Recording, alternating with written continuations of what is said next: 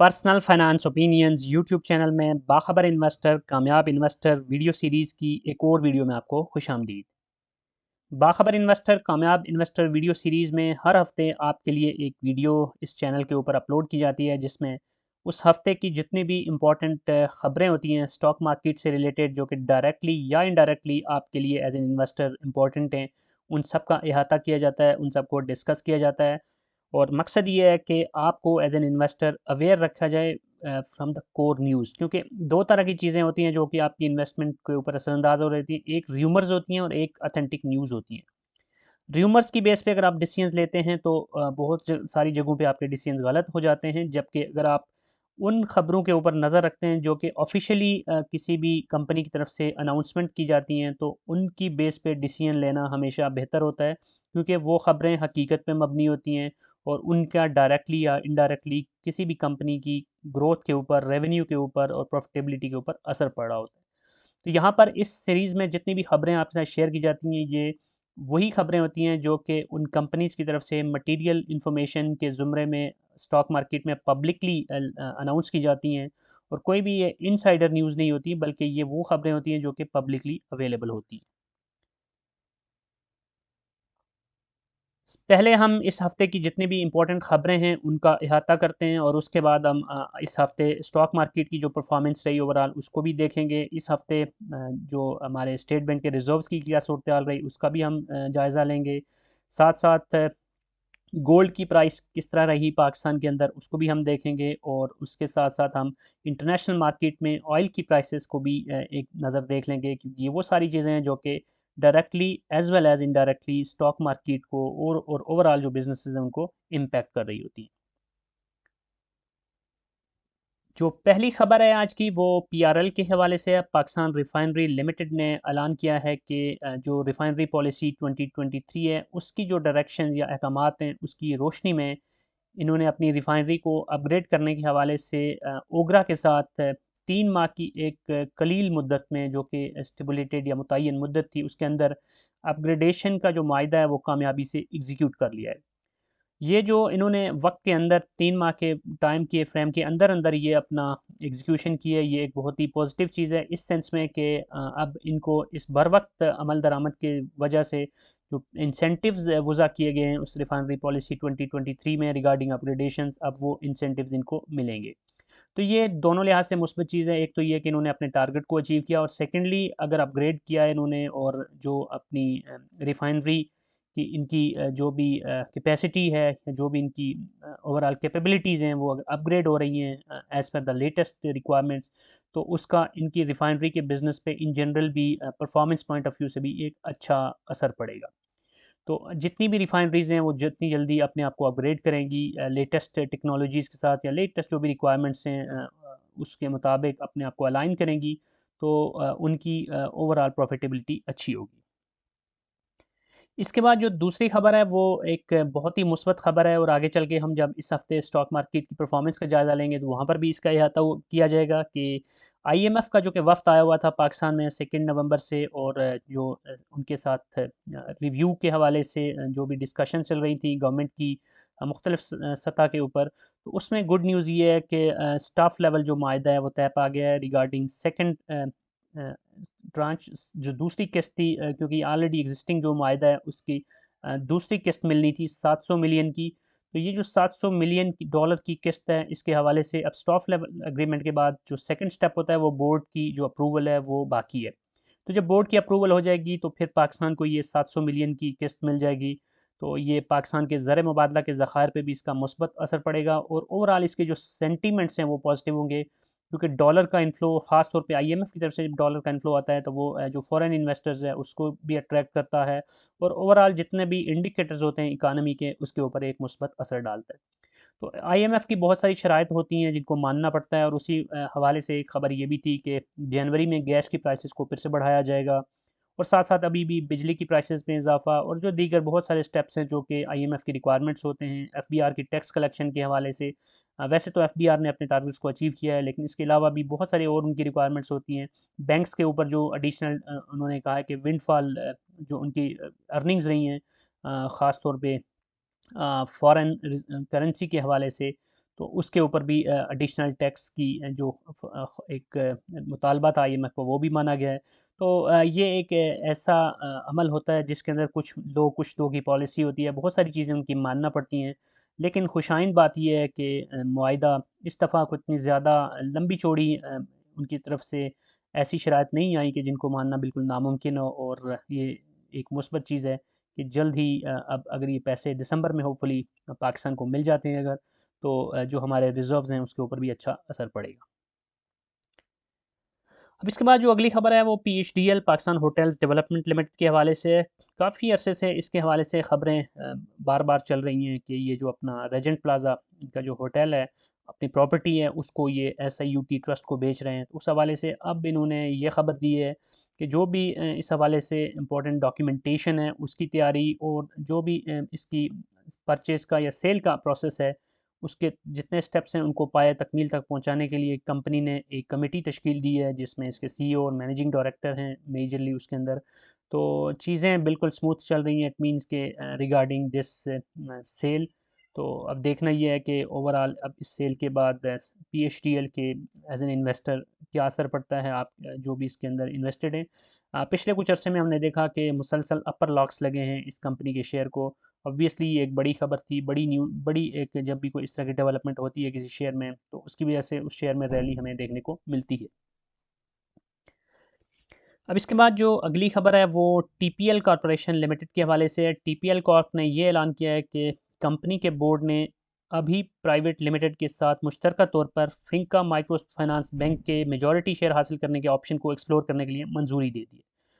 तो it means कि ये कंपनी कुछ अपने इन्वेस्टमेंट्स को बढ़ा रही है, which is a positive thing. TPL Corp कोई बहुत बड़ी कंपनी नहीं है in terms of market capital, या ओवरऑल अगर देखा जाए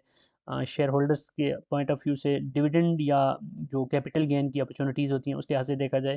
तो कोई बहुत बड़ी कंपनी नहीं है। लेकिन बहरहाल जिस तरह ये अपने आप को एक्सपेंड कर रहे हैं और इस तरह के ऑप्शंस को एक्सप्लोर कर रहे हैं माइक्रो फाइनेंस बैंक के हवाले से, क्योंकि बैंकिंग सेक्टर ने ओवरऑल बहुत अच्छा परफॉर्म किया है, तो अब माइक्रो फाइनेंस बैंकिंग सेक्टर के अंदर अगर जो ऑप्शंस हैं उसको ये एक्सप्लोर कर लेते हैं, और वहाँ पर अगर इनकी डील बन जाती है तो ऑब्वियसली ओवरऑल इनके लॉन्ग टर्म देखा जाए तो बिज़नेस के ऊपर एक अच्छा असर पड़ेगा। अब इसके बाद जो अगली खबर है वो oil and gas exploration sector की कंपनी मारी पेट्रोलियम के हवाले से है। तो इसने कुछ अर्सा पहले अनाउंस किया था गाजिश 2 वेल की एक्सप्लोरेशन के हवाले से, जो इसको इन्होंने सक्सेसफुली एग्जीक्यूट कर लिया। तो अब इन्होंने ये खबर दी है कि सुई नार्दन गैस को इस गाजिश 2 वेल से जो गैस की फ्राहमी है वो शुरू हो गई है, और इसको ऐसे योमिया तकरीबन 8 million standard cubic feet gas मुहैया की जा रही है। तो ये एक अच्छी एक्सप्लोरेशन है, विच मीन्स के जो रीसेंट एक्सप्लोरेशंस की जा रही हैं हमारी पेट्रोलियम की तरफ से, वो ना सिर्फ ये कि सक्सेसफुली अपने टाइम पे कंप्लीट हो रही हैं, बल्कि उससे जो एक्सपेक्टेड गैस का प्रेशर है वो भी इनको मिल रहा है, और गैस की फिर सप्लाई सुई नार्दन गैस को हो रही है। तो ऑब्वियसली ये हमारी पेट्रोलियम के लिए भी, सुई नार्दन के लिए भी, ओवरऑल पाकिस्तान के लिए जहाँ पर गैस के ज़खायर काफ़ी डिप्लीट हो रहे हैं, कमी है, शॉर्टफॉल है, तो उसको पूरा करने के लिए जो ये स्टेप्स उठाए जा रहे हैं ये एक अच्छी खबर है और अच्छा असर पड़ेगा ओवरऑल इसका। अब जो अगली खबर है ये भी एक पॉजिटिव खबर है, और इंटरेस्टिंगली इस हफ्ते के दौरान नेगेटिव खबरें मुझे कम ही मिली हैं, ज़्यादातर पॉजिटिव खबरें ही हैं, बल्कि शायद नेगेटिव खबर कोई भी नहीं मिली। और अमूमन ये होता है कि हमें ज़्यादातर नेगेटिव खबरें ही देखने को मिल रही होती हैं, लेकिन ये एक अच्छा हफ्ता रहा इस पॉइंट ऑफ व्यू से। तो all Pakistan textile mill association APTMA के जो स्पोक्स पर्सन हैं उन्होंने ये कहा है कि सुई नॉर्दर्न अ, जो कि इन टेक्सटाइल सेक्टर की कंपनीज को गैस प्रोवाइड कर रही होती है, वो मौसम सरमा के दौरान मुकम्मल जो प्रेशर है उसके साथ बिला तातुल गैस की फ्राहमी को यकीन दहानी कर रही है टेक्सटाइल मिल्स को, जो कि एक बहुत ही ज़रूरी चीज़ है टेक्सटाइल सेक्टर के लिए, क्योंकि टेक्सटाइल सेक्टर को सर्दियों में अमूमन यही प्रॉब्लम होती है। गर्मियों में उनको बिजली के हवाले से प्रॉब्लम्स होती हैं, लेकिन ख़ास तौर पे गैस की ज़रूरत जो उनकी होती है सर्दियों में, उसको पूरा करना बड़ा ज़रूरी होता है। और मौसम सरमा में गैस का प्रेशर वैसे भी कम हो जाता है, और जो हमारे डोमेस्टिक यूज़र्स हैं उनको बहुत ज़्यादा प्रायोरिटी दी जाती है। हालाँकि होना तो ये चाहिए कि जो हमारी इंडस्ट्री है उसको प्रेफ़रेंस मिलना चाहिए, लेकिन ऐसा कम ही होता है। लेकिन अभी ये एक अच्छी खुशाइंद बात है कि SNGP ने उन्हें कहा है कि वो उनको बिला तात्तुल फुल प्रेशर के साथ गैस प्रोवाइड करेंगे, और मकसद ये है कि जो हमारी टेक्सटाइल की एक्सपोर्ट्स हैं, जो ऑलरेडी काफ़ी सफ़र कर रही हैं और बहुत सारी हमारी टेक्सटाइल मिल्स बंद भी हो गई हैं, तो अब उनके ऊपर कोई मज़ीद मनफ़ी असर ना पड़े। तो अगर टेक्सटाइल सेक्टर को इस तरह फैसिलिटेट किया जाता है, उनके लिए जो भी रिक्वायरमेंट्स हैं उनको पूरा किया जाता है, उनको एनर्जी के शॉर्टफॉल से बचाया जाता है, तो ये हमारे मुल्क की इकानमी के लिए भी अच्छा होगा, क्योंकि ये टेक्सटाइल सेक्टर उन चंद एक सेक्टर्स में से है जो कि एक्सपोर्ट ओरिएंटेड सेक्टर्स हैं और ये कीमती ज़र मुबादला कमा कर मुल्क को दे रहे हैं। तो अगर इसी तरह गवर्नमेंट सीरियस रहती है और जो भी मुतलका इदारे हैं जो कि गैस की फ़राहमी या दीगर लवाजमात की फ़राहमी यकीनी बनाते हैं, तो इसका एक अच्छा असर पड़ेगा टेक्सटाइल सेक्टर पे। और एज एन इन्वेस्टर भी जो टेक्सटाइल सेक्टर में जो लोग स्टॉक मार्केट में इन्वेस्टेड हैं, उनको भी इसका एक अच्छा बेनिफिट मिलेगा। अब हम रिज़र्व्स की बात करते हैं, पाकिस्तान के जो स्टेट बैंक के रिज़र्व्स, और इसमें ये टोटल रिज़र्व्स की बात हो रही है जो स्टेट बैंक के पास या कमर्शियल बैंक्स की बात होते हैं, क्यूमुलेटिव देखा जाए तो इस हफ़्ते जो डेटा हमेशा ये पिछले हफ़्ते तक का शेयर किया जाता है स्टेट बैंक की तरफ से। तो 10 नवंबर तक की बात की जाए तो 10 नवंबर को जो स्टेट बैंक के रिज़र्व्स हैं वो कम हुए हैं, 12.54 बिलियन पे आ गए हैं, जो कि 3 नवंबर की अगर बात की जाए तो 12.61 पे थे। तो ओवरऑल देखा जाए तो पिछले 5 हफ्तों से आप देख सकते हैं कि मुसलसल ये 12.5 और 12.9 के बीच में है। तो बहरहाल अभी तक कोई बहुत बड़ा ड्रॉप इसको मैं नहीं कहूँगा, क्योंकि आप देख सकते हैं कि सितंबर में पाकिस्तान के जो रिजर्व थे वो 13.13 थे 1 सितंबर 2023 को। 1 सितंबर से लेके अभी 10 नवंबर तक देखें तो 2 महीने से 2.5 महीने तकरीबन हो चुके। तो इन 2.5 महीनों में तकरीबन जो हमारे रिजर्व्स हैं वो इतने ज़्यादा कम नहीं हुए जितना कि अमूमी तौर पर हमें देखने को मिल रहा होता है। तो रिज़र्व्स को मेंटेन करना या इनको बढ़ाना बहुत ज़रूरी है। और अभी जो हम बात कर रहे थे आईएमएफ के साथ जो इनका स्टाफ लेवल एग्रीमेंट हुआ है, तो 700 मिलियन अगर वहाँ से मिल जाते हैं, और सेकेंडली ये बातें भी चल रही हैं कि दिसंबर में या बहुत जल्द सऊदी अरेबिया के साथ भी रेकोटेक के हवाले से जो कुछ अपने पाकिस्तान उनके साथ कोई बिज़नेस डील कर रहा है, और जिसकी बुनियाद पे वो वहाँ पे कुछ असासे हासिल करेंगे और बदले में पाकिस्तान को डॉलर्स मिलेंगे। तो अगर उस तरह की भी कोई डील बन जाती है और कोई दीगर अगर इस तरह की फ़ॉरेन इन्वेस्टमेंट्स आ जाती हैं, तो वो काफ़ी हद तक मुस्बत असर डाल सकती हैं हमारे रिज़र्व्स के ऊपर। क्योंकि इसके अलावा अगर बात की जाए तो जो रेमिटेंसेस आ रहे हैं वही एक हमारा बड़ा सोर्स होते हैं। और रेमिटेंसेस तो बहरहाल अक्टूबर में बढ़े हैं, नवंबर का अभी देखना पड़ेगा। अक्टूबर में सितंबर के मुकाबले में भी और पिछले साल अक्टूबर के मुकाबले में इस साल जो हमारे इनफ्लोज हुए हैं वो अच्छे रहे हैं। और इसमें एक बड़ा फैक्टर जो हमारे रोशन डिजिटल अकाउंट्स हैं उसमें जो नया पाकिस्तान सर्टिफिकेट या इस्लामिक नया पाकिस्तान सर्टिफिकेट्स वगैरह हैं, इस तरह के जो इन्वेस्टमेंट ऑप्शंस हैं उसमें इन्होंने प्रॉफिट रेट्स भी इंक्रीज़ किए हैं। तो ऑब्वियसली वो भी एक अट्रैक्शन है, क्योंकि जितना इस वक्त रेट ऑफ़र किया जा रहा है रोशन डिजिटल अकाउंट के थ्रू नया पाकिस्तान सर्टिफिकेट्स या इस्लामिक नया पाकिस्तान सर्टिफिकेट्स में, वो शायद ही लोगों को कहीं और मिल रहा हो। डॉलर टर्म्स के अंदर भी 7%, 8% या इससे भी ज़्यादा बेस्ड ऑन द टेन्योर। तो वो एक अच्छा लुक्रेटिव ऑप्शन है जो अट्रैक्ट कर रहा है हमारे उन लोगों को जो कि ओवरसीज़ हैं, कि वो इनमें इसमें पैसा डालें और उसमें से फ़ायदा उठाएं। अब इसके बाद अगर हम यूएस डॉलर की बात करें तो इस हफ्ते में एक मिला-जुला रुझान रहा शुरू के 3 दिनों में, लेकिन उसके बाद जब आईएमएफ के साथ डील के हवाले से मुस्बत खबर आई, तो आप देख सकते हैं कि डॉलर के अगेंस्ट पीकेआर में बेहतरी हुई। 13 नवंबर को पीकेआर और डॉलर के अगर हम रेट देखें तो ₹287.55 का था डॉलर, और फिर 14 नवंबर को ये मज़ीद बढ़कर ₹287.87 पे चला गया। 15 नवंबर को ₹288.14 पे चला गया। यानी कि इन 3 दिनों में आप देखें तो रुपया मुसलसल गिरता रहा, लेकिन उसके बाद फिर 16 नवंबर को देखें तो और 17 को, यानी कि जुमेरात को और जुमा का, तो दोनों दिन डॉलर के ऊपर रुपया हावी रहा। 16 नवंबर को डॉलर की जो प्राइस है वो ₹287.38 पे आ गई, और 17 नवंबर को ₹286.50 पे आ गई। तो ओवरऑल देखा जाए तो इस हफ्ते का जो आगाज़ था वो ₹287.55, और जो इख्तिताम हुआ वो ₹286.50। तो ₹1 से ज़्यादा का हम कह सकते हैं कि फ़र्क पड़ा। अब देखना ये है कि आने वाला जो हफ्ता है उसमें ये जो ऊँट है किस करवट बैठता है। और अपैरेंटली तो ऐसे लग रहा है कि अब कुछ मज़ीद दिन हमें इस तरह के देखने को मिल सकते हैं कि डॉलर कुछ हद तक नीचे आ सकता है, लेकिन ये कोई बहुत ज़्यादा नीचे आने की बात मैं अभी नहीं कह सकता। जो मेरी नज़र में मुझे ये लग रहा है कि जिस पिछली दफ़ा हमने देखा कि 275 या कुछ लगभग इसके 200 नहीं 70 से नीचे नहीं आ सका था, बावजूद इसके कि एक मुसलसल एक रैली पीकेआर के में देखने को मिली थी। तो इस दफ़ा भी शायद 275-80 के बीच में ही कहीं जा सके। ऑब्वियसली वो डिपेंड करता है बहुत सारे दीगर फैक्टर्स के ऊपर भी, लेकिन अगर आप अगर नवंबर में दिसंबर में हमें डॉलर के इन्फ्लोज़ मज़ीद मिल जाते हैं, तो ऑब्वियसली फिर उसकी बेसिस पे हम कह सकते हैं कि रुपया मज़ीद मुस्तहकम हो सकता है। अब हम गोल्ड की प्राइस को भी देख लेते हैं। 24 कैरेट का जो गोल्ड है पर तोला, वो इस हफ्ते में अगर हम पाकिस्तान में देखें तो 13 नवंबर को 2,13,500 का रहा, और फिर 14 नवंबर को 2,12,500 पे, और फिर 15, 16, 17 तीनों दिन गोल्ड की प्राइस में इंक्रीज़ हमें देखने को मिला। और आज यानी 17 नवंबर को 2,15,600 पे क्लोज़ हुआ। तो 2,13,500 स्टार्ट हुआ, और 2,15,600 को बहुत बड़ा फ़र्क तो नहीं है, 2,000 तकरीबन 2,100 रुपये का फ़र्क बनता है। तो बहरहाल देखा जाए तो इस वक्त गोल्ड की प्राइसेस तकरीबन एक ख़ास रेंज के अंदर ही फ्लक्चुएट हो रही है, कोई बहुत बड़ा हमें फ़र्क देखने को नहीं मिल रहा। तो ये भी इम्पॉर्टेंट होता है कि गोल्ड किस समझ जा रहा है, क्योंकि जब भी करेंसी मार्केट में या ओवरऑल स्टॉक मार्केट में या दीगर जगहों पे एक सिचुएशन डामाडोल हो या ख़राब हो, तो उस वक्त गोल्ड के अंदर लोग जाना पसंद करते हैं। लेकिन इस वक्त अभी स्टॉक मार्केट हमारी काफ़ी बूम कर रही है, अच्छा परफॉर्म कर रही है। आगे चल के हम स्टॉक मार्केट की बात करेंगे तो आपको आइडिया होगा कि इस वक्त जो इन्वेस्टर है उसका जहन कितना हद तक उसमें क्लैरिटी है, और किस हद तक वो ऑप्टिमिस्टिक हैं कि स्टॉक मार्केट में पोटेंशली उन्हें ज़्यादा बेहतर रिटर्न्स मिल सकते हैं। स्टॉक मार्केट के बारे में बात करने से पहले हम ब्रेंट क्रूड की बात कर लेते हैं कि इंटरनेशनल मार्केट में क्रूड ऑयल की इस वक्त क्या सूरत हाल चल रही है, क्योंकि ऑयल की प्राइसेस डायरेक्टली हमारे जो भी इकानमी के मामले हैं उसके ऊपर असरअंदाज हो रही होती हैं, क्योंकि हम तेल को एक्सपोर्ट कर रहे होते हैं। तो यहाँ देख सकते हैं आपके ऑयल पिछले कुछ अर्से से मुसलसल नीचे आ रहा है, 78.5 डॉलर पे पर बैरल इस वक्त आ चुका है। तो ये हमारी इकानमी के लिए अच्छी खबर है, क्योंकि जो मिडल ईस्ट का क्राइसिस था उसकी वजह से ख़तरा ये था कि ऑयल की प्राइसेस ऊपर जा सकती हैं। लेकिन हम देख सकते हैं कि पिछले कुछ अरसे में चूँकि सिर्फ वही एक फैक्टर नहीं होता, और भी दीगर सेक्टर होते हैं सप्लाई के हवाले से, डिमांड के हवाले से।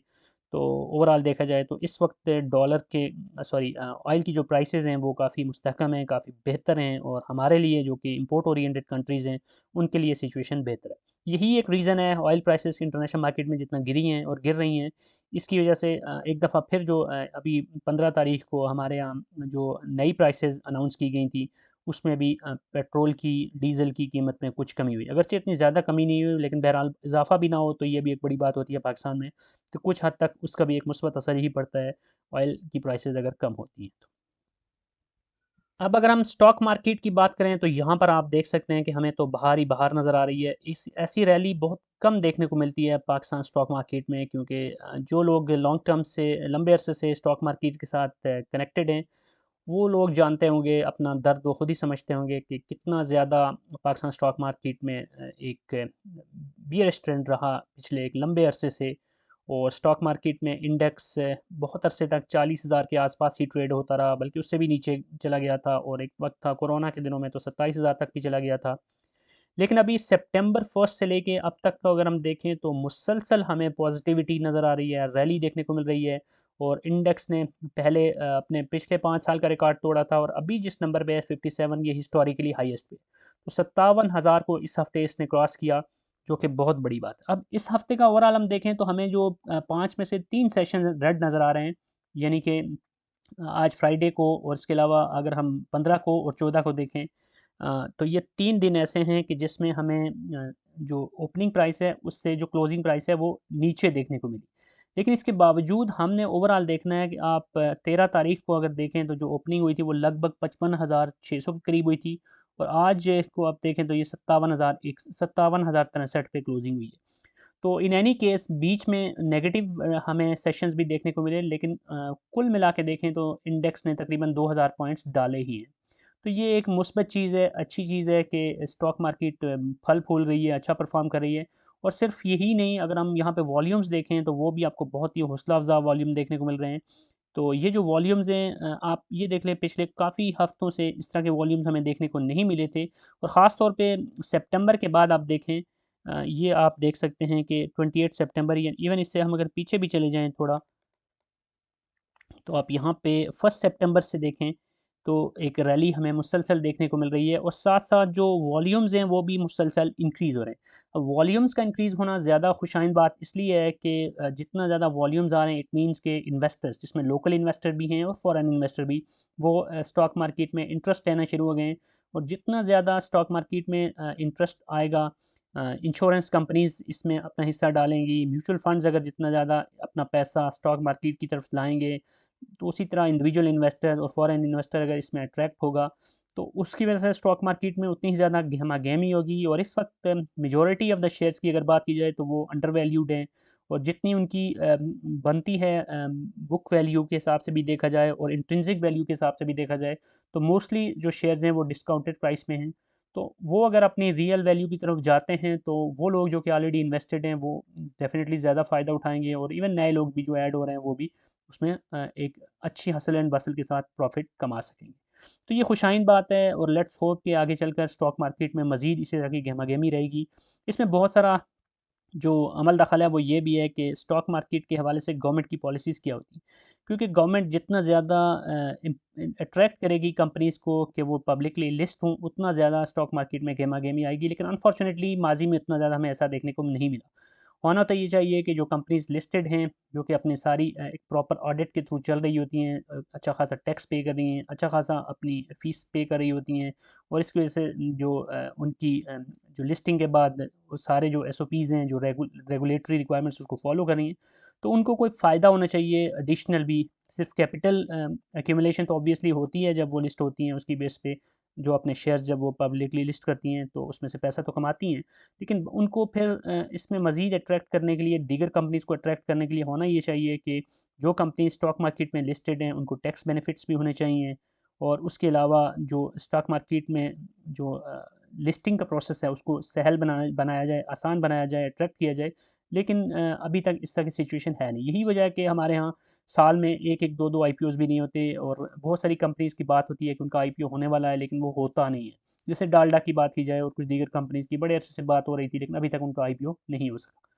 तो आई होप कि गवर्नमेंट और जो भी मुतल्लिका इदारे हैं वो ज़रूर सोचेंगे कि कैसे मज़ीद कंपनीज़ को इसकी तरफ राग़िब किया जा सकता है, और उसका फ़ायदा ये होगा कि स्टॉक मार्केट में लिस्ट होकर वो कंपनीज़ भी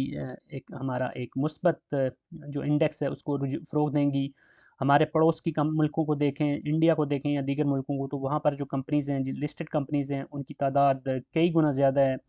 और साथ-साथ ये भी कि पाकिस्तान में कुल आबादी का 1% से भी कम 0.5% तकरीबन ऐसे लोग हैं जो कि स्टॉक मार्केट में इन्वेस्टमेंट्स करते हैं, स्टॉक मार्केट्स के बारे में नॉलेज रखते हैं या उसमें इन्वेस्टमेंट के बारे में इंटरेस्ट रखते हैं। जबकि यूएस के बारे में मैं पढ़ रहा था कि वहाँ पे ऑलमोस्ट 50% लोग हैं जो कि स्टॉक मार्केट में इन्वेस्टमेंट्स करते हैं। तो इस ट्रेंड को चेंज करने की ज़रूरत है, लोगों को अट्रैक्ट करने की ज़रूरत है, और उसके लिए नॉलेज बहुत ज़रूरी है। और मेरा ये चैनल और दीगर बहुत सारे चैनल्स हैं वो इस हवाले में एफर्ट कर रहे हैं, लेकिन ये चीज़ें पीएसएक्स लेवल पे या गवर्नमेंट लेवल पे या उन इदारों की लेवल पे भी होनी चाहिए